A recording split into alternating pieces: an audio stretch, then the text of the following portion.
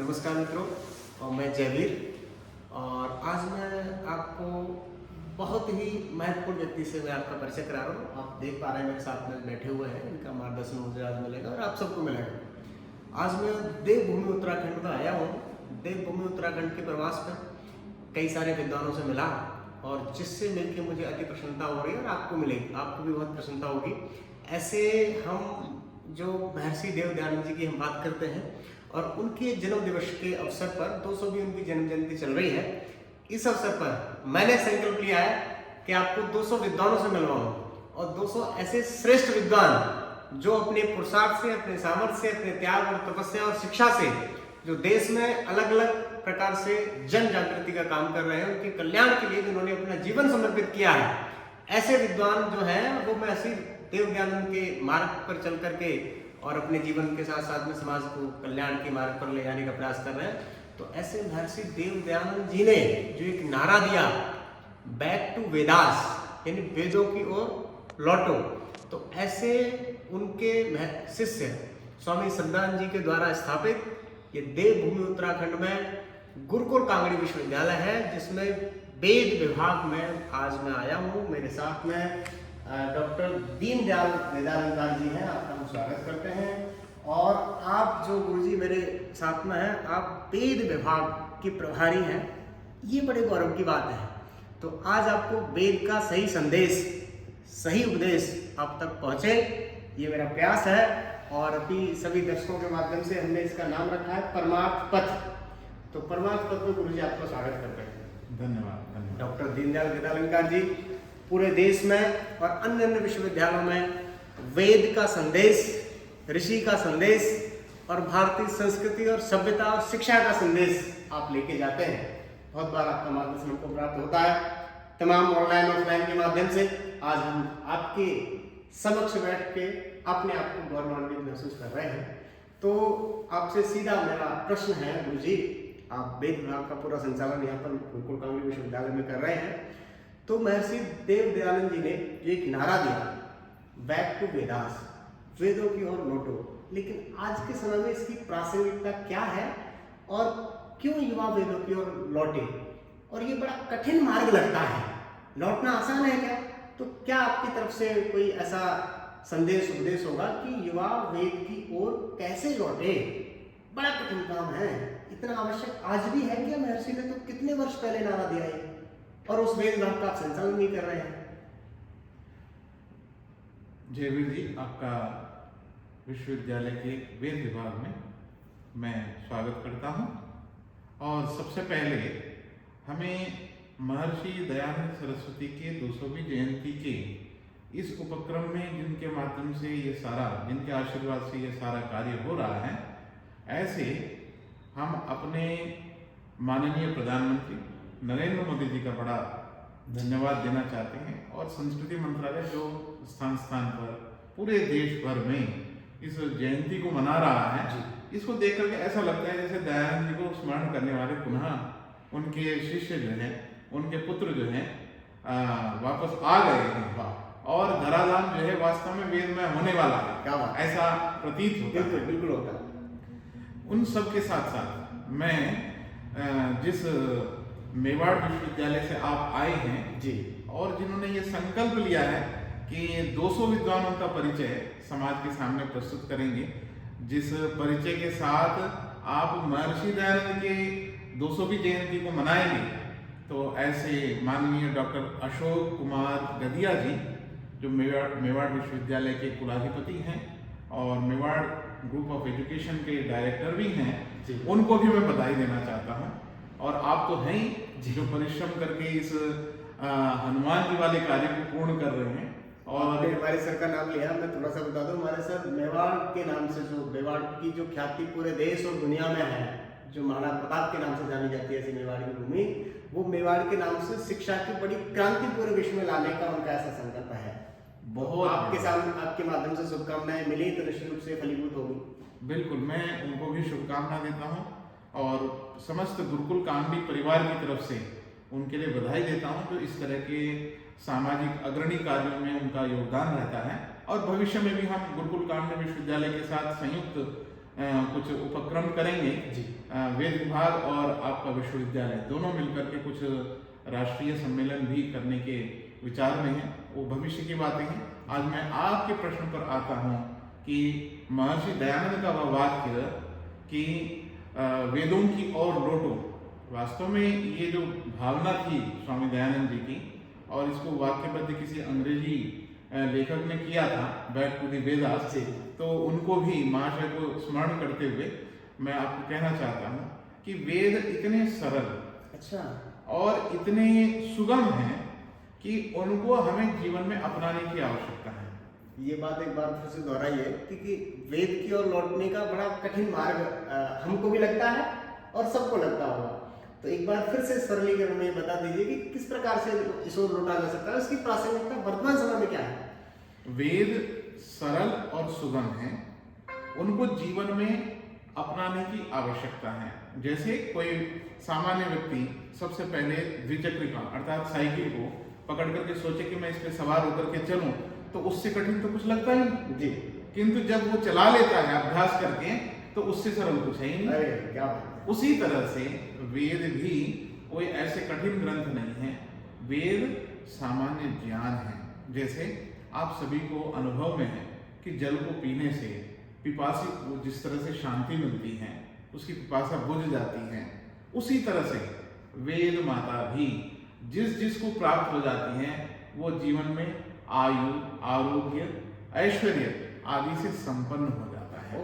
क्या बात। हाँ, मैं वेदों के माध्यम से आपको इस बात को कहना चाहूँ तो अथर्ववेद का यह पुण्य मंत्र जिसे मैं बार बार स्मरण करता हूँ, हम सभी उच्चारण भी करते हैं, स्तुता मया वरदा वेद माता प्रचोदयंता पावमानी द्विजाना आयु प्राणम प्रजाम पशुम कीर्तिम द्रविणम ब्रह्मवर्चसम मह्यम दत्ता व्रजत ब्रह्मलोक। कितना महान मंत्र। इस मंत्र के अंदर ये सारी भावनाएं, मैं अपनी तरफ से कुछ भी नहीं कह रहा हूँ, इसका हिंदी भाव मैं आपको बताता हूँ। मैं कहता हूँ कि किसी भी प्रश्न को करने पर उसी ग्रंथ से उसका उत्तर दिया जाए तो सबसे श्रेष्ठ है। इसीलिए मैंने इस मंत्र को आपके सामने प्रस्तुत किया है कि स्तुता मया अर्थात मैंने स्तुति की है। किसकी? वेद माता की। जैसे हमारे यहाँ वेद को माता कहा गया है, गाय को माता कहा गया है, गायत्री को माता कहा गया है, गीता को भी माता कहा गया है, गंगा को भी माता कहा गया है। ये सब माता क्यों कही गई है? क्योंकि ये हमारा संरक्षण करती हैं, इनसे हमारा जीवन आगे बढ़ता है, मुक्ति की ओर जा सकते हैं, इसलिए इन सबको हम मातृ शब्द से संबोधित करते हैं। उसी तरह से इस मंत्र के अंदर कहा गया मैंने वेद माता की स्तुति की है।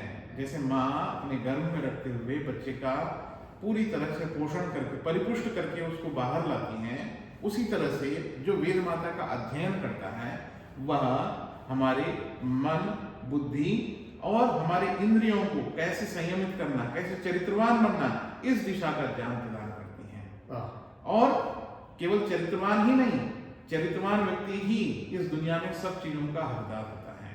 चरित्रहीन को किसी भी तरह के किसी भी संसाधन पर कोई अधिकार नहीं होता है। तो इसी तरह से यहाँ कहा गया मैंने वेद माता की स्तुति की, अर्थात मैंने वेद माता को अपने जीवन में धारण कर लिया है। सुता मया वरदा वेद माता, और ये कैसी है वेद माता? जो वर प्रदान करनी, वरदा, वर देने वाली है। आप भी वर लेना चाहते हैं ना, किस चीज का वर मांगोगे बताइए? जो चाहते हो कौन सी चीज है? आप यही तो मांगोगे कि मुझे ऐश्वर्य मिले, मुझे यश मिले, मुझे ज्ञान मिले, वैभव मिले, पुत्र मिले और मेरी कीर्ति जो है सब तरफ पहुंचे। वो सारी की सारी बातें वेद माता स्वयं कह रही हैं। कैसे? वरदा वेद माता, और कैसे प्रेरणा प्रदान करती हैं। प्रचोदयंता, हम सबको आप प्रेरित कीजिए कि जिससे कि हम आपके निकट आ सकें। प्रेरणता, आयु, प्राण, ये क्या देती हैं? आपको क्या चाहिए जीवन में? सबसे पहले आपको जीवन चाहिए, जीवन से ही तो सब चीजें हैं। कहा कि आयु चाहिए, मैंने कहा ठीक है, आयु भी मिलेगी। और फिर कहा प्राणम, केवल आयु ही नहीं, आरोग्य भी मिलेगा। प्राण बल जितना अच्छा होगा आपका आरोग्य भी उतना ही अच्छा होगा। और प्राण सुख की बात कहूं, जब आरोग्य की बात होती है, आजकल प्राणायाम की बड़ी महिमा गाई जा रही है। पूज्य स्वामी रामदेव जी भी इस कार्य को करते जा रहे हैं, किंतु उससे पहले ही वेद में पूरा का पूरा प्राण शुद्ध है। जहाँ प्राणों की महिमा गाई गई है। प्राणे सर्वम प्रतिष्ठितम, प्राण में ही सब कुछ प्रतिष्ठित है। यदि वेद माता का अनुसरण करोगे तो जो कार्य आज रामदेव जी कर रहे हैं, यदि सभी लोग इस कार्य को करेंगे तो कितना स्वस्थ होंगे। कोई रोग ही नहीं रहेगा, कोई शोक ही नहीं रहेगा, कोई भय ही नहीं रहेगा रोगों से। इसीलिए आयु, प्राणम, प्रजाम, और क्या चाहिए आपको? अपने आप को बढ़ाने की, अर्थात नई पीढ़ी की आवश्यकता है। वो औरस पुत्र हो या मानस पुत्र हो, दोनों वेद माता के ही माध्यम से उसकी आज्ञा का पालन करते हुए हमें अच्छी संतति को प्राप्त करना है। प्रजाम, पशुन, जो आपकी सेवा करते हैं, जितने भी चतुष्पद हैं, द्विपद हैं, जो भी सहायक हैं, उन सब का आप भी ध्यान करके उनका पालन पोषण करते हुए यदि आप कार्य करेंगे तो आप यशस्वी स्वतः ही हो जाएंगे। गौभक्तों की बड़ी प्रशंसा होती है आजकल, केवल गौभक्तों की नहीं, किसी भी प्रकार के पशु जो आपके लिए उपकारक हैं, उन सब का पालन करना, उन सब का पोषण करना, ये हमारा दायित्व है। तो हम आयु, प्राणम, प्रजाम, पशुम, कीर्तिम, ऐश्वर्य को, यश को प्राप्त कर सकते हैं। तो ऐसे यशस्वी बनना चाहते हो तो भी कहाँ जाना है? वेद माता की तरफ जाना है। इसीलिए दयानंद जी ने बड़ी सरलता से कहा कि वेदों की ओर आ जाओ तो सारी की सारी दुनिया मनुर्भव, मनुष्य बन करके हम इन श्रेष्ठताओं को अपने जीवन में धारण कर सकते हैं। कीर्तिम, द्रविणम, द्रविणम की मैं बहुत अच्छी तरह से आपको एक भाव बता देना चाहता हूँ। द्रविणम, द्रवती की द्रविणम, ये धन का ही दूसरा नाम है, ये पर्यायवाची है धन का। तो द्रविणम, द्रवती की द्रविणम, यदि आपने ऐश्वर्य को अर्जित किया है ज्ञान के रूप में, पैसे के रूप में, किसी और रूप में, तो वो बल के रूप में उनका क्या करेंगे? उनकी सार्थकता कहाँ है?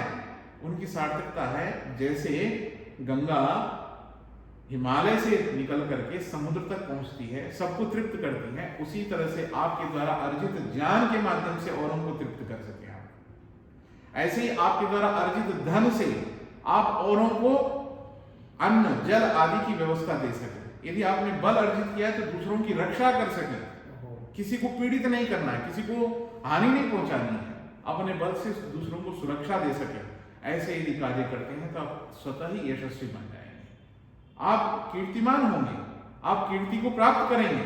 तो ऐसे सरल बातों के माध्यम से स्वामी दयानंद जी ने कहा कि वेदों की ओर लौटिए और आयु, प्राणम, प्रजाम, पशुम, कीर्तिम, द्रविणम, ब्रह्म वर्चसम, और सबसे ज्यादा जो विशेष बात है, जो ब्रह्म वर्चस्विता को प्राप्त करना, अर्थात ब्रह्मत्व को प्राप्त करना। ब्रह्मत्व क्या है?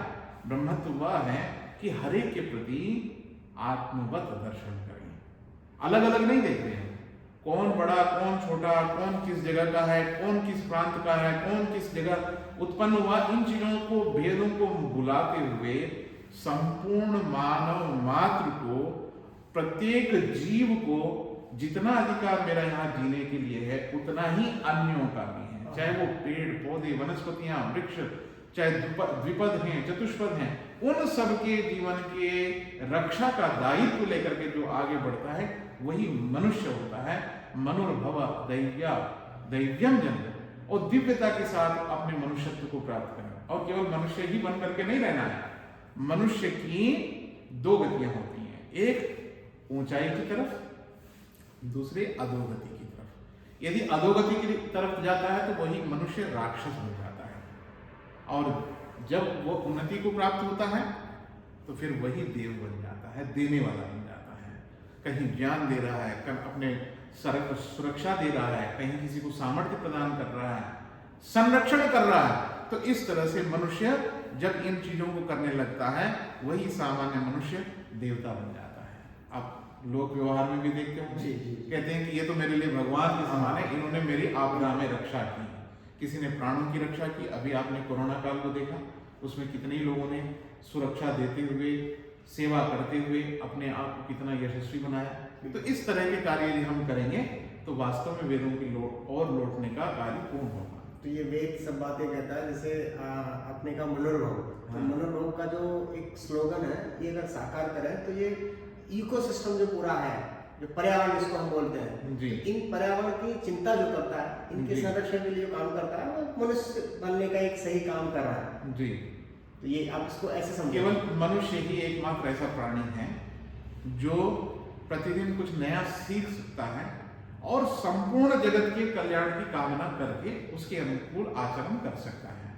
पशु चाहे कितना भी अच्छा हो, उसका जो दायित्व है, यदि पशु दूध देने वाला है तो दूध ही देगा, यदि माल ढोने वाला है तो ढो करके ही सेवा करेगा।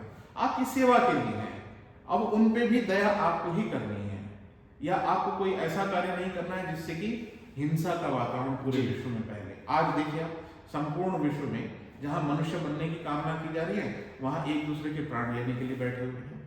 आज रशिया यूक्रेन का युद्ध चल रहा है, अभी बंद ही नहीं हुआ है। ऐसे ही आपको जो है इजराइल का युद्ध देखने को मिल रहा है, इजराइल और फिलिस्तीन। हम कहते हैं वेद में सभी को, सभी मनुष्यों के लिए आदेश है, किसी एक के लिए नहीं। उपदेश, आदेश जो कुछ भी है, माँ अपने संतान को आदेश भी देती है और उपदेश भी देती है कि आप सब जो है मनुष्य बन जाओ, मनन करने वाले बन जाओ। यदि आप किसी को दुख दोगे तो जैसे दुख उसको मिल रहा है, यदि वैसा ही आचरण आपके साथ करेंगे, वैसे ही दुख आपको भी मिलेगा। इसीलिए इन सब चीजों को रोकने की बहुत आवश्यकता है। इसीलिए आपने जो कहा ना कि वेदों की क्या प्रासंगिकता है, वास्तव में ये प्रासंगिकता है कि देखिए आज सारे युद्धों का, कलहों का, क्लेशों का शमन वेद माता की शरण में आने से हो जाता है। यजुर्वेद का एक मंत्र है जहां कहा गया है, मित्रस्य चक्षुषा सर्वाणि भूतानि समीक्षन्ताम्। आप सब जो है, सब मनुष्यों को मित्र की भांति देखिए। मित्र कहते हैं यमिदा स्नेह ने, जहां स्नेह जुड़ा हुआ है, आपका एक दूसरे के प्रति लगाव है। मैं आपसे पूछता हूं, बताइए कोई ऐसा वाहन, उस वाहन में आप यदि तेल या ग्रीस, स्नेह ना डालें तो आगे बढ़ जाएगा? बिल्कुल नहीं बढ़ेगा। उसको स्नेह तो चाहिए। बिल्कुल चाहिए। इसीलिए जैसे यंत्रों को जैसे स्नेह चाहिए, वैसे मनुष्य को भी स्नेह चाहिए, और भगवान ने ये व्यवस्था दी है। आप देख लीजिए, आपने ये शब्द बड़ा अच्छा किया, स्नेह जी, यानी उसकी देखभाल, केयर जिसको कहते हैं, केयर, स्नेह बड़ा अच्छा शब्द है। स्नेह। हाँ, आप देखिए आपकी उंगलियां हैं, इनके अंदर से भी स्नेह खत्म हो जाए। आजकल जैसे उंगलियों का तो छोड़िए, जब बाय हो जाता है तो इन सब में से चिकनाहट खत्म हो जाती है, फिर ये मुड़ने बंद हो जाते हैं, बड़े कठिन हो जाते हैं। घुटनों में भी ऐसे ही ग्रीस खत्म हो गया कहते हैं। ये क्या है? स्नेह ही तो है, जो बड़े आसानी से हमारी चीजों को मूवमेंट दे रहे हैं। तो ऐसे ही मनुष्यों का भी परस्पर जब तक स्नेह नहीं रहेगा तो एक दूसरे के कष्ट को कष्ट नहीं मानेंगे, दूसरों को और कष्ट देकर के राक्षसी वृत्ति में जैसे सुख मिलता है, उस सुख का अनुभव करना चाहेंगे। इसीलिए कहा मित्रस्य चक्षुषा सर्वाणि भूतानि समीक्षन्ताम्। और भारत में यह विशेष बात है, शत्रु भी हो उसके साथ भी हम मैत्री का भाव रखते हैं। आपको ध्यान होगा तुर्की में बड़ा जबरदस्त भूकंप आया था, उस समय मोदी जी ने क्या कार्य किया? उनकी सेवा में, उनके सहयोग के लिए कितनी औषधियां भेजी, कितना सहयोग के लिए हमारी पूरी की पूरी टीम गई, जो जीवित मिल सकते हैं उन सब की रक्षा की।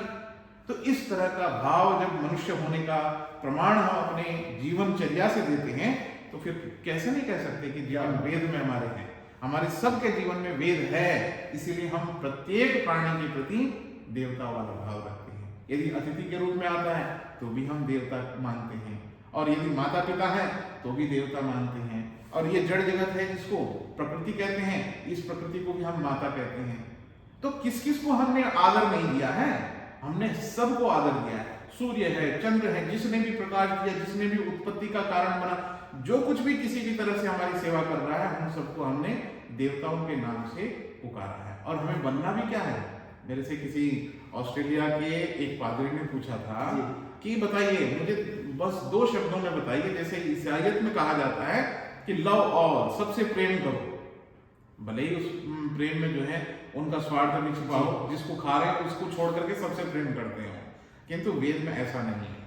मैंने उनको एक सामान्य शब्द में उत्तर दिया कि हम मनुष्य के रूप में जन्म लेते हैं, हमें देव बनना है। हमारी संस्कृति देव संस्कृति है, वेद संस्कृति देव संस्कृति है, हर एक को देव बनना है, यही हमारा मूल उद्देश्य है। वेद संस्कृति ही देव संस्कृति है। बिना देवत्व को प्राप्त किए आप वेदों को अपने जीवन में है ये सार्थक कभी कर ही नहीं सकते। वेद जितने ज्यादा हमारे जीवन में होंगे उतने ही देवत्व को हम ज्यादा प्राप्त करेंगे। और देवत्व का उदाहरण है, देखिए हमारे यहाँ कितने भी प्रकार के संकट आते हैं, हर मनुष्य तत्पर हो जाता है सहयोग के लिए। ये जो स्नेह होता है ना, यही सहयोग के लिए तत्पर करता है। तो मैं तो संपूर्ण विश्व से कहता हूं, जैसे वेद माता कहती हैं, यत्र विश्वम भवत्येक नीडम, स्नेह के कारण संपूर्ण विश्व एक घोंसला बन जाए, अर्थात एक परिवार बन जाए। और ऐसा स्नेह ही आदेश करता है यजुर्वेद कि मित्रस्य चक्षुषा सर्वाणि भूतानि समीक्षन्ता, और फिर कहा मित्रस्य चक्षुषा समीक्षी, मैं स्वयं मित्र की भांति सारी चीजों को देखता हूं और समीक्षा महे, हम सब मिलकर के सारी दुनिया को अपना मित्र मान करके देखते हैं। मित्र मानने से क्या लाभ है और शत्रु मानने से क्या लाभ है? शत्रु मानते हैं तो द्वेष बढ़ जाता है, और मित्र मानते हैं तो द्वेष खत्म हो जाता है। यही शांति का स्नेह बढ़ता है, यही शांति का सबसे बड़ा उपाय है। और एक छोटा सा उदाहरण मैं आपको और देना चाहता हूं, जिसको सभी भारतीय जनमानस जो है अपने किसी भी प्रकार की पद्धति में है, किसी भी संप्रदाय के अंतर्गत है, पद के अंतर्गत है, मत के अंतर्गत है, आप देखिए जो भी वेद से किसी परोक्ष प्रत्यक्ष रूप से जुड़े हुए हैं, वहां कोई भी पूजा का कार्यक्रम हो, एक कार्य जरूर होता है, दीप प्रज्वलन। आपके विश्वविद्यालय में कोई कार्यक्रम होता है तो दीप जलाते हैं, हर जगह होता है। मैं आप उसी चीज को इस मंत्र के साथ जोड़ करके बताना चाहता हूँ। मेरे से किसी विद्यार्थी ने पूछा, मैंने गुरु जी इस मंत्र की व्याख्या क्या होगी?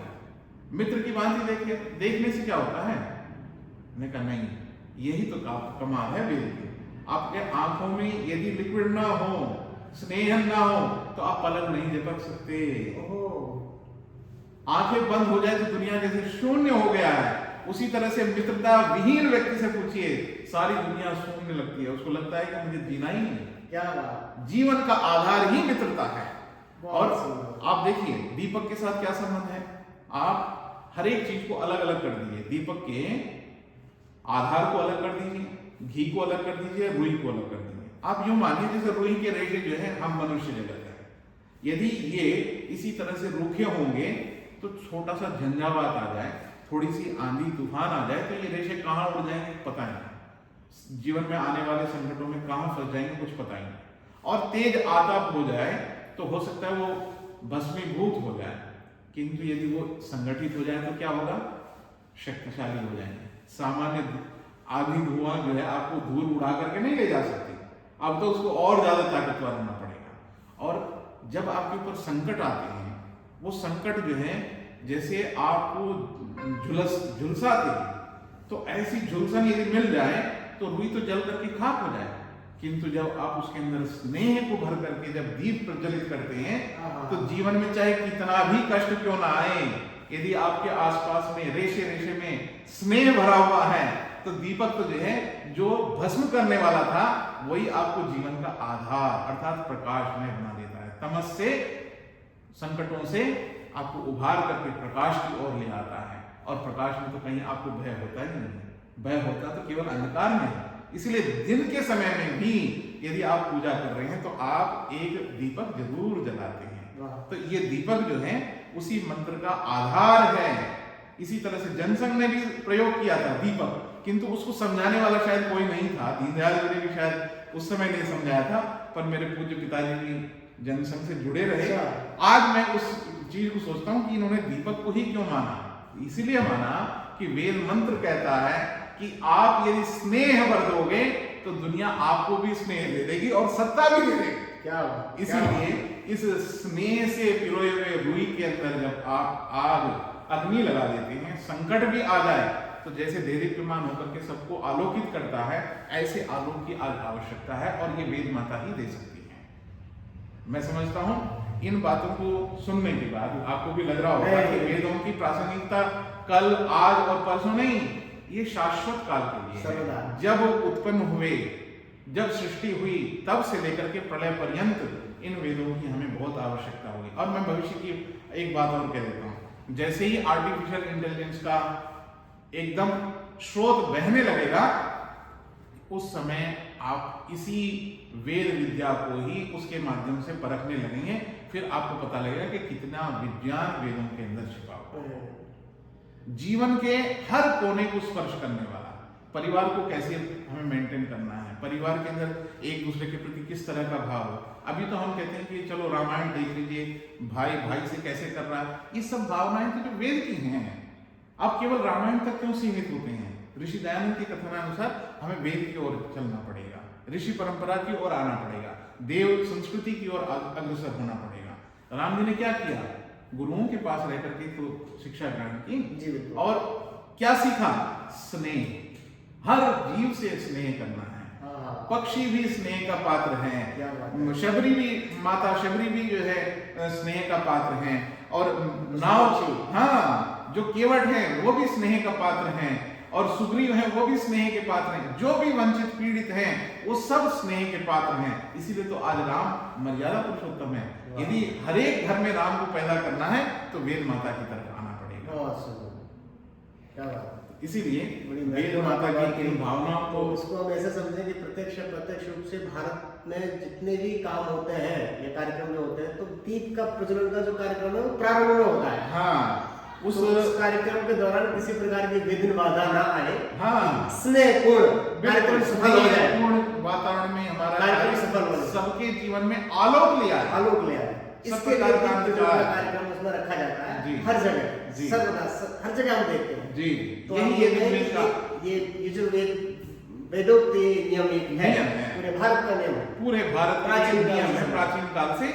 आज हम प्रयोग तो करते हैं किंतु हम उस बात को विचार करना नहीं चाहते हैं। आज हम सोचते हैं कि ये पाखंड है, क्या दीपक जलाना, बिना दीपक जलाए भी तो हो जाता है। नहीं, इस दीप के रहस्य को समझना आवश्यक है। ये इसीलिए ठीक है, हम ये कह सकते हैं कि महात्मा बुद्ध जो है वेदों से विमुख रहे, किंतु अपदीपो भव बोलने से वो भी नहीं पाए।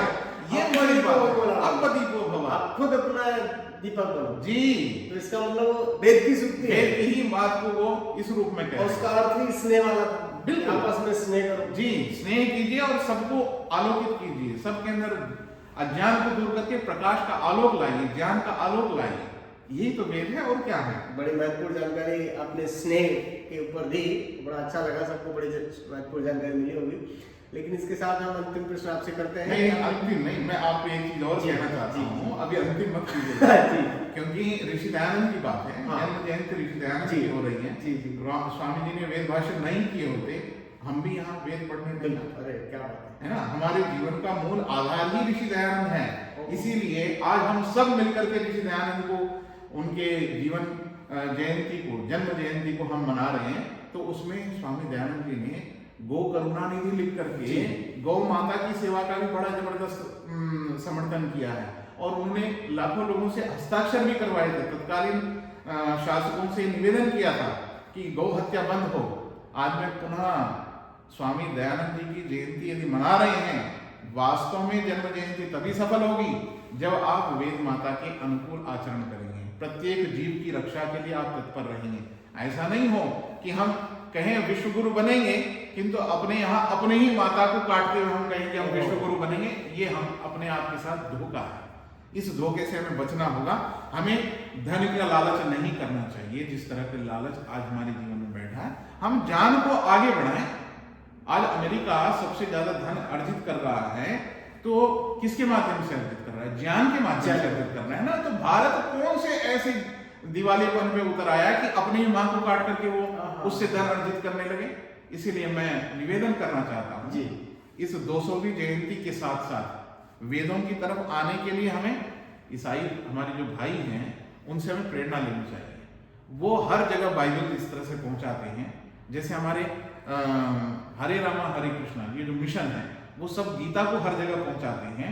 उसी तरह से गीता के मूल वेद को भी हम कुछ भाग में हर जगह पहुंचाएं, ऐसा मैं संकल्प लेता हूं। भविष्य में हम मिलकर के इस कार्य को पूर्ण करेंगे। वेद की आवश्यकता क्या है, वेद में कौन सी ऐसी बातें हैं जो प्रत्येक प्राणी के लिए आवश्यक है, प्रत्येक मनुष्य के लिए। हाँ, मेरा प्रश्न आपसे है कि आपने बड़ा अच्छा एक प्रासंगिकता इसकी बताई और गौ सेवा के विषय में भी वेदोक्त अपनी चीज बताई। प्रश्न आपसे ये है कि अभी वेद की प्रासंगिकता हमने समझ ली, आपको दीपो भाव और स्नेह का भाव जो वेद ने कहा वो आपने बताया, लेकिन जो युवा वेद की ओर लौटे उसके लिए एक सरल क्या कौन सा तरीका है किसोर लौटा जा सकता है, उसका सामान्य परिचय क्या है, ये आप एक बार बताएं सभी लोगों के लिए। मैं आप सभी युवाओं से निवेदन करता हूँ और साथ ही साथ आह्वान भी आपसे चाहेंगे, गुरु मुकुटाग्नि विश्वविद्यालय के वेद विभाग का आप संचालन करते हैं, तो किस प्रकार युवा अगर इसमें इससे जुड़ करके अपना ज्ञान बढ़ाना चाहे तो उसके लिए भी आप आह्वान कर दें। इसी में 3 प्रश्न मैंने एक साथ आपको किए। मैं सबसे पहले आप सबसे युवाओं से निवेदन करना चाहूँगा कि देखिए, आज सबसे बड़ी समस्या आप लोगों के साथ है रोजगार। क्या भारत सरकार सभी को रोजगार दे सकती है, किंतु उसके लिए बहुत बड़ी योजना बनानी पड़ेगी। वो शायद संभव नहीं हो पा रहा है क्योंकि हमारे जो नीति नियंता हैं वो इस तरह की बृहद योजना बना करके नहीं चल पा रहे हैं। दूसरी बात, मैं आपसे व्यक्तिगत तौर पर निवेदन करता हूं, यदि आप वेद को ही अपना जीवन का आधार बनाना चाहते हैं तो भी हो सकता है। ऋषि दयानंद के वचनों के अनुसार आपको आचरण करना पड़ेगा। वो क्या है कि आप गौ सेवा का व्रत लीजिए। आज ब्राजील में गीर गाय के नस्ल को जिस तरह से बढ़ा करके वो लोग धनार्जन कर रहे हैं, क्या वो कार्य हम नहीं कर सकते हैं? मूलतः गिर गाय हमारे ही गुजरात प्रांत की एक नस्ल है। उस गाय के यहाँ पर पालन पोषण आदि से हम क्या धनार्जन नहीं कर सकते हैं? आज A2 दूध की चर्चा होती है, क्या हमारे युवा उस ओर नहीं आ सकते हैं? आ सकते हैं। आने के लिए परिश्रम करना पड़ेगा। आज सबसे बड़ी जो दिक्कत है भारत में वो आलस्य की है, प्रमाद की है। हम लोग बिना कुछ परिश्रम किए सब कुछ प्राप्त करना चाहते हैं। ये कभी भी संभव नहीं है, न दुनिया में किसी देश में ऐसा हो सकता है। इसीलिए हमें परिश्रमशील होना पड़ेगा। दूसरा प्रश्न आपने क्या किया था? एक तो ये है कि आप जो वेदों का सामान्य परिचय, वेदों का सामान्य परिचय दे देता हूं आपको।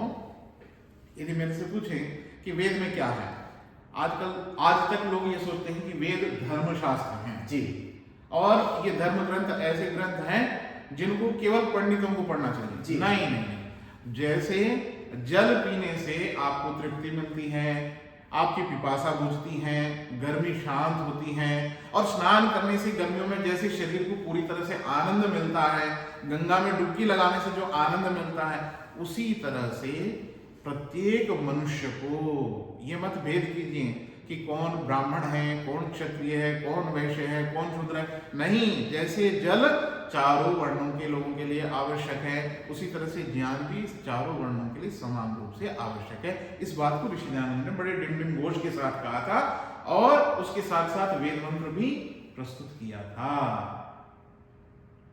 इमाम भूमि अल्लाह आर्याय, आर्यों के लिए, श्रेष्ठ जनों के लिए है वेद। किसके लिए है? अच्छे लोगों के लिए। जो बुरा है वो तो वेद की तरफ आएगा ही नहीं जी। इसीलिए हमें आना पड़ेगा वेदों की शरण में, जिससे हम ज्ञान को अपना आधार मान करके जितने स्किल हमारे पास हैं उनका उपयोग करते हुए, जैसे अभी योगी जी ने कार्य किया है, प्रत्येक जिला को एक एक उद्यम दे दिया है कि आप उसके माध्यम से आगे बढ़ो। उसी तरह से हमें योजना बना करके एक एक कार्य को अपने जीवन में आगे बढ़ाना पड़ेगा।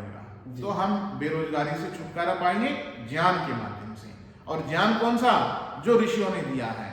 गौ, गंगा, गायत्री, इनको आगे लेकर के चलिए, आपको अपने आप ही उद्यम मिल जाएगा, आपको अपने आप ही रोजगार मिल जाएगा।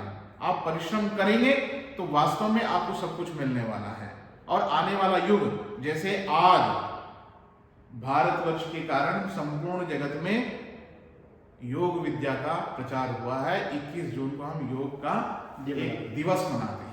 उसी तरह से आने वाला समय यज्ञ दिवस भी मनाया जाएगा।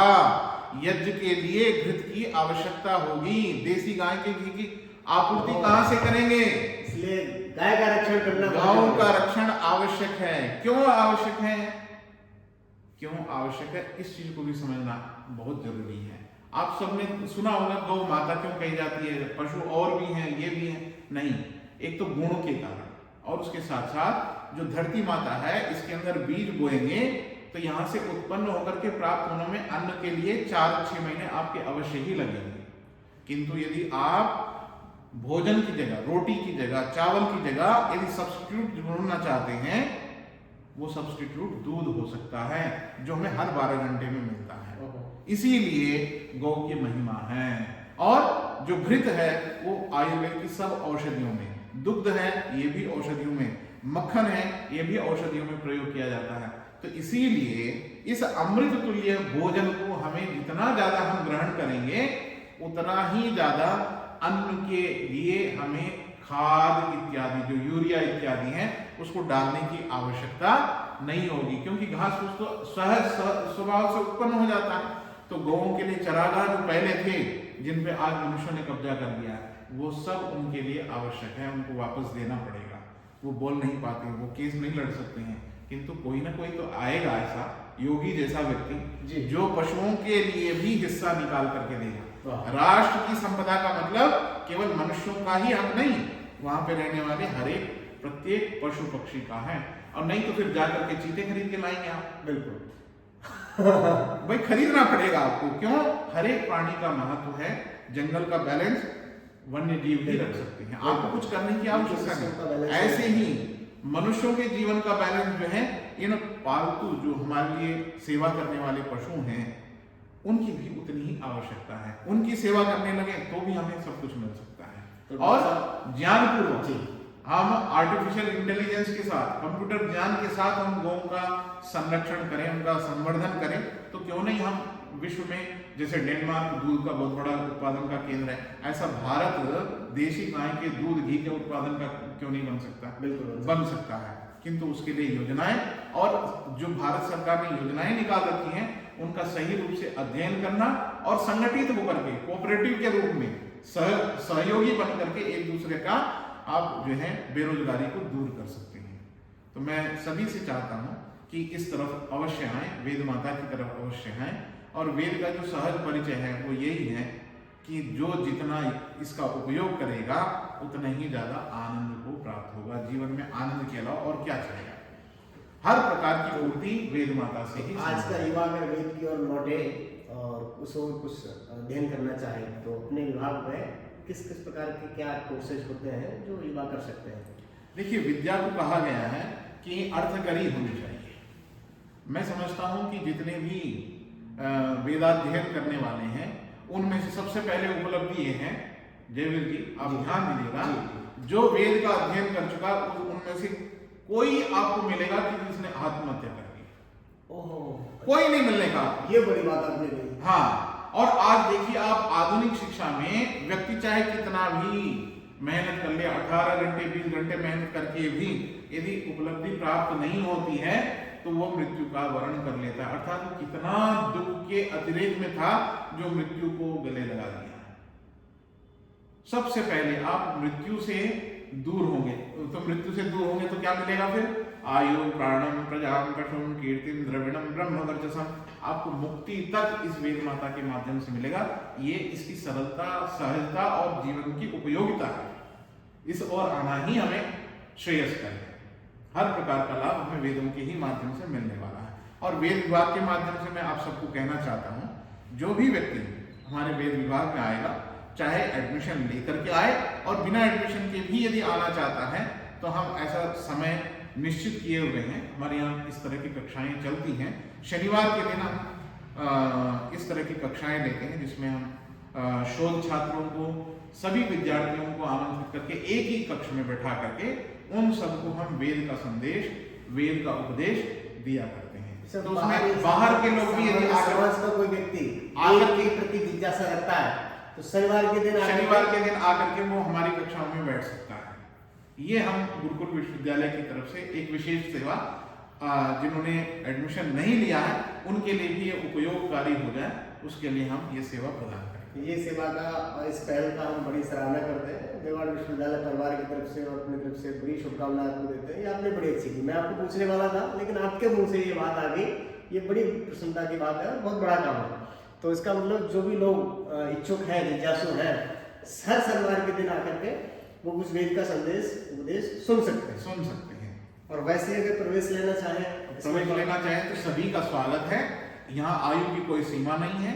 आपने केवल अध्ययन किया हो, जो जिस भी कक्षा में आप प्रवेश लेना चाहते हैं उससे पहले ही कहीं उत्तीर्ण किए हो जी। यदि आप बीए में आना चाहते हैं तो आपने इंटर किया हुआ होना चाहिए, और यदि आप एमए में आना चाहते हैं तो आपका ग्रेजुएशन पूरा हुआ होना चाहिए। बस इतने ही शर्तें हैं और कोई बात नहीं है। और जो अच्छे पढ़ने वाले हैं उनके लिए हम छात्रवृत्ति का भी यहाँ पे सहयोग प्रदान करते हैं। तो इस तरह से कोई भी आकर के यहाँ पे प्रवेश ले सकते हैं। बहुत सुंदर। तो क्या आह्वान आप करना चाहेंगे आज के युवाओं के? मैं तो स्वामी दयानंद की ही बातों को कहूँगा, क्योंकि मैं उन्हीं का शिष्य हूँ। आज यदि मैं आर्य समाज और ऋषि दयानंद से यदि नहीं जुड़ता तो शायद मैं गुरुकुलीय शिक्षा परंपरा में नहीं आता। मैं शायद अपने बाल्यकाल का उद्दंडतम बच्चों में से एक कहा जाता। अच्छा, ऐसा कुछ मुझे बताते हैं। जब मैं घर जाता हूँ तो मुझे यही बताते हैं। किंतु मैंने वर्ष 1984 में घर छोड़ दिया और गुरुकुल में पढ़ना और यहीं पे सब कुछ सीखा, यहीं का अध्ययन, यहीं का अध्यापन कार्य भी कर रहा हूँ। और मैं समझता हूँ कि ऋषि दयानंद वास्तव में, ठीक है, भगवान तो अवतार लेते नहीं हमारी उसमें, किंतु उनकी कृपा किसी भगवान से कम नहीं थी, क्योंकि भगवान पहले भी थे किंतु वेद नहीं पढ़ पा रहे थे। आज हम वेद पढ़ लेते हैं, वेद पढ़ करके हम वेदाध्यापन भी करते हैं, तो ये इससे ज्यादा बड़ी कृपा क्या हो सकती है। और ऋषि दयानंद की कितनी कृपाएं बताएं। ऋषि दयानंद ने सभी के लिए वेद अध्ययन की बात कही और उसके साथ साथ जितने भी पीड़ित लोग हैं उन सब के उद्धार की बात कही। किसी में कोई भेदभाव नहीं है। अपनी इच्छा से आप किसी भी चीज का व्रत लीजिए, वर्ण कीजिए और आगे बढ़ जाइए। दुनिया सब आपकी सेवा में तत्पर हो जाएगी। किसी को अपने आप को वंचित या सबसे अलग नहीं मानना चाहिए। हम सब एक हैं और इस एकता में ही परिवार का भाव आ सकता है। हम अलग अलग होते हैं, जैसे हमारी हाथ की इन 5 उंगलियों को अलग अलग कार्य में लगा दें तो ये बहुत जल्दी थक सकते हैं, इनके अंदर वो शक्ति नहीं होगी। किंतु अब जब आप इसको इकट्ठा कर लेते हैं तो कभी आवश्यकता पड़े तो इसका प्रयोग करके देखें कितना सामर्थ्य होता है। अलग रहेंगे शक्तिहीन, एक हो जाएंगे शक्तिमान। तो पूरे समाज को एक शक्ति वाला बन करके कार्य करना होगा। और वेद उपदेश भी करता है, संगच्छध्वम संवदध्वम संभो मनासि, मन एक होना चाहिए। विचार भले ही अलग अलग हो जाए कोई दिक्कत नहीं है, किंतु मन यदि आपका एक है, स्नेह आपका बरकरार है, तो दुनिया में कहीं पराजित होने वाले ही नहीं आप। तो आचार्य जी, एक और बहुत महत्वपूर्ण प्रश्न आपसे है। अभी हम जो हमारी बातचीत चल रही है गुरुकुल कामनी विश्वविद्यालय में हम वेद विभाग में बैठे हैं, जिसका आप प्रभारी है वेद विभाग के। तो आपके वेद विभाग के और आपके पावन शब्दों से एक प्रश्न मेरा है, वो आप उस पर जवाब दें कि जो हमारा जो हिंदू सनातन संस्कृति है, अन्य जो हिंदू सनातन संस्कृति है एक वैदिक सनातन संस्कृति है जो महर्षि दयानंद के आदर्शों पर चलती है। एक दूसरा वर्ग है तो वो मूर्ति पूजा करते हैं और आर्य समाज लोग कहते हैं कि आर्य समाज मूर्ति पूजा नहीं करते। तो जो मूर्ति पूजक हैं, जिनको पौराणिक कहा जाता है, उनका प्रश्न कुछ लोग मेरे से पूछते हैं, कुछ मेरे विद्यार्थी पूछते हैं, तो वो मैं आपसे पूछना उचित मैंने समझा कि अगर वो महर्षि दयानंद के शब्दों से जुड़े हैं, उनकी आंदोलन से जुड़े हैं, आर्य समाज से जुड़े हैं और वेदों से जुड़े हैं, वेदों की और लौटने का कुछ संकल्प वो लें, तो क्या मूर्ति पूजा कर सकते हैं? क्योंकि आर्य समाज मूर्ति पूजा के लिए आदेश नहीं देता है, देखिए, तो मैं उससे जुड़कर मूर्ति पूजा कर सकते हैं? ऐसा प्रश्न लोगों का मेरे से रहता है। देखिए, मैं एक चीज कहना चाहता हूँ, हमारे विचारों में अंतर हो सकता है, किंतु हम वेद का सम्मान दोनों ही करते हैं। यदि वो मूर्ति पूजा के मामले में विचार अलग रखते हैं, वो अपना कार्य करते रहे, पर वेद से तो विमुख नहीं हो सकते ना। और राम जी, श्री रामचंद्र जी, अभी 22 जनवरी को वहां पे शिलान्यास का इतना भव्य कार्यक्रम हुआ और उसका उद्घाटन होने वाला है, लोकार्पण होने वाला है। तो ऐसे पुण्य अवसर पर मैं एक बात कहना चाहता हूँ कि राम जी के जीवन का आरंभ ही यज्ञ से होता है। वेदा ही यज्ञार्थम प्रसृष्टा, ये यज्ञ के लिए ही वेदों की सर्जना हुई, ऐसा भी कह देते हैं। किंतु मैं आप सबसे ये निवेदन करना चाहता हूँ कि यदि आप वेद से जुड़ना चाहते हैं तो यज्ञ से जुड़ जाइए। वेद से जुड़ेंगे तो यज्ञ से जुड़ गए, यज्ञ से जुड़ गए तो आपके अंदर देवत्व स्वतः ही आएगा, इधन मम का भाव अपने आप आएगा। आप कोई भी किसी भी पंथ का, किसी भी संप्रदाय का व्यक्ति है, आप अपने अपने कार्य सब करते रहिए, किंतु वेद माता सबसे बड़ी हैं, उनके अनुकूल यदि आचरण करेंगे तभी राम, कृष्ण, दयानंद जैसे आपके आने वाली पीढ़ियों में मिल सकते हैं। अन्यथा आप इस तरह से कलह करके विचारों के वैमनस्य के कारण कोई ऊंचा कोई नीचा इस तरह का भेदभाव करेंगे तो ये संसार द्वेष की तरफ बढ़ता है। मैं उस सब कार्य के लिए मैं आप सबसे निवेदन करूंगा कि आप पीछे हटें जिससे द्वेष फैलता है। आप उन सब कार्यों को करने के लिए तत्पर हो जाएं जिसमें आपका मन, विचार सब कुछ एक होता हो। जिन कार्यों में वैमनस्य है उसको अलग कर लीजिए। घर में 2 भाई रहते हैं, उनका विचार अलग है, इनका विचार अलग है, किंतु माँ से थोड़ी विमुख होते हैं। एक छोटा प्रश्न आपसे ये है, क्लियर नहीं हो पा रहा है। जैसे वो मूर्ति पूजा में उनकी श्रद्धा है, मूर्ति पूजा करते हैं, लेकिन वो जुड़ना चाहते हैं महर्षि दयानंद के आप कुछ भी तो मूर्ति पूजा के साथ में अगर वो यज्ञ शुरू करें, हवन शुरू करें, योग शुरू करें, यज्ञ तो सभी जगह होता है, मंदिरों में भी होता है। पहले मंदिरों में विशेष रूप से यज्ञ हुआ करते थे, मूर्ति पूजा कम तर होती थी। अब धीरे धीरे आज ऐसा समय आ गया है केवल मूर्ति पूजा होती है और देवी देवताओं के नाम से कोई भांग पिला रहा है, कोई धतूरा पिला रहा है। हम तो यहाँ हरिद्वार में देखते हैं करोड़ों की भीड़ आती है, किंतु उनको ज्ञान देने वाला कोई भी नहीं है। वो गलत रास्ते पे ना निकल जाए, ये भय रहता है। हमारी सनातन संस्कृति सबको एक होने के लिए कहती है। हम सब एक हैं। इस भाव को जब तक आप अपने अंदर नहीं लाएंगे तब तक आप वेद से दूर हैं। ऋषि दयानंद कोई नहीं, आप वेद को तो मानेंगे।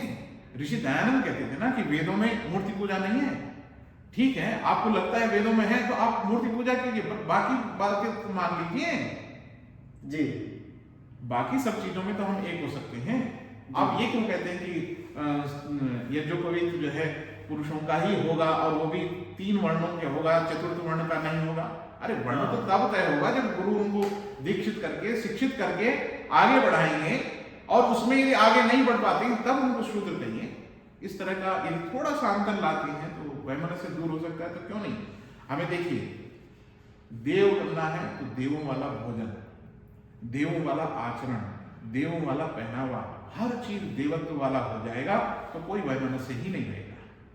छोटा बड़ा कोई है ही नहीं। परिवार में आप किसको छोटा मानते हैं? अरे जो सबसे छोटा होता है तो सबसे ज्यादा स्नेह देते हैं। समाज में जिसको सबसे छोटा माना है उसको स्नेह क्यों नहीं देते? क्या बात। मैं तो कहता हूं एक ही मंत्र से संपूर्ण सृष्टि का समाधान हो सकता है, वो है स्नेह। जो कुछ भी दिख रहा है इस सृष्टि में, पेड़ पौधे, वनस्पति, वृक्ष, मनुष्य, उन सब की समस्याओं का समाधान केवल एकमात्र मित्रस्य चक्षुषा सर्वाणि भूतानि समीक्षा महे। जिस दिन ये व्रत धारण कर लेंगे उस दिन सारी समस्याएं अपने आप खत्म हो जाएंगी। न कोई भूखा रहेगा, न कोई नंगा रहेगा, न कोई वंचित रहेगा, न कोई पीड़ित रहेगा, न कोई शोषित रहेगा।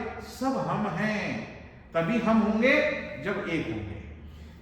एक सब हिंदू सनातन संस्कृति कैसे एक हो, इसके लिए आपको क्या संदेश उपदेश देना चाहेंगे? बस मित्रता वाला संदेश है। हाँ। सबको अपनाइए, सबको गले लगाइए। हमारे यहाँ देखें राम जी ने किन किन को गले नहीं लगाया। राम जी हमारे लिए आदर्श है, साक्षात विग्रहवान धर्म, धर्म का साक्षात विग्रह मूर्ति है। तो उस विग्रह को क्यों ना माने हम? राम को हम सनातनी भी मानते हैं और आर्य समाज भी भाई मानते हैं, तो हम सब एक क्यों ना हो? राम के नाम से, एक चीज बार कृष्ण जी के नाम से। कि लोग राम को मानते हैं लेकिन राम की नहीं मानते। हाँ। कृष्ण को मानते हैं, कृष्ण की नहीं मानते। गीता को मानते हैं पर गीता की नहीं मानते। ये अज्ञानता का कारण है। यदि उनको देखिए, जैसे प्यास लगने पे आपको पानी पीने से जो सुख मिलता है, या तपती धूप में यदि आपको पेड़ की छांव मिल जाए, राजस्थान में रहते हैं आप, उन रेगिस्तान में चलने वाले चरगाहों से पूछिए जो बड़ी दूर दूर की यात्राएं करते हैं कि क्यों करते हो आप थक जाएंगे। इतनी दूर दूर के राजस्थान से आकर के उत्तराखंड में, उत्तर भारत में जो है गौओं को चराते, क्यों? क्योंकि उनको पता है आज का किया हुआ परिश्रम उनको प्रतिफल के रूप में अमृत मिलने वाला है। तो जिस दिन आपको वेद पढ़ने से, एक रहने से सुख मिलेगा, इस बात को जान जाएंगे, तो आप वास्तव में वेदों की तरफ आएंगे। अब देखिए, आप अंग्रेजों के समय में देख लीजिए, हम में से ही 2-4 लोग शत्रु सेना के साथ मिल जाते थे और हमारी सेना चाहे कितनी भी ताकतवर हो, एक एक योद्धा जिनके जीवन को पढ़ेंगे तो आप कहेंगे कि इतने महान लोग थे, उसके बाद भी पराजित हुए। इसीलिए पराजित होते हैं कि देवों में से 2 राक्षस भी यदि बच गए ना, वही हानि के लिए पर्याप्त है। इसीलिए संपूर्ण सनातन संस्कृति को, वैदिक सत्य सनातन धर्म, सनातन धर्म नहीं है, वैदिक सनातन सत्य सनातन धर्म, और वैदिक सत्य सनातन धर्म ध्वज कौन सा लहराता है? भगवा, जो त्याग का प्रतीक है। तो आर्य समाज भी तो त्याग की बात कहता है, यज्ञ भी तो त्याग की बात कहता है, वेद भी तो त्याग, तेन त्यक्तेन भुंजी था। और कहाँ अंतर है हमारे जीवन में? केवल विचारों में। उन छोटे छोटे विचारों को यदि हम दूर करके देखेंगे तो हम वास्तव में अपने जीवन को सफल बना सकते हैं, और देव बना करके इस देव भूमि पर किसी धरा को हम स्वर्ग बना सकते हैं। देवों के रहने का निवास स्थान ही स्वर्ग होता है। कोई आकाश में या बादलों में कोई स्वर्ग नहीं है, यहीं पर है। जिस परिवार में राम, लक्ष्मण, शत्रुघ्न और भरत जैसे भाई होंगे, वहां स्वर्ग का दान। दुख सब सहेंगे, सबके आंखों से आंसू बहेगा, किंतु दिल में स्नेह की कोई कमी कभी भी नहीं होगी। तो इस तरह से हम एक हो जाएं तो वास्तव में वेदों की ओर लौटना होगा।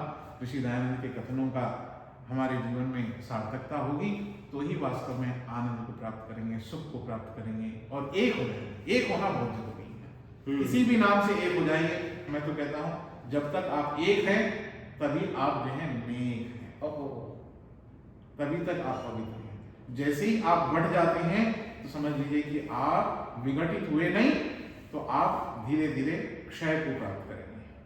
तो हम अक्षय भंडार के स्रोत हैं, अक्षय सनातन वैदिक सत्य सनातन संस्कृति के हम अनुयायी हैं।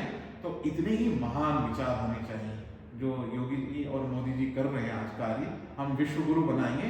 विश्व गुरु तब बनोगे जो गुरु वाला भाव आपके जीवन में होगा, हर एक को देने वाला भाव जब आपके अंदर होगा। गुरुत्व का भाव सामान्य रीति से नहीं आता है।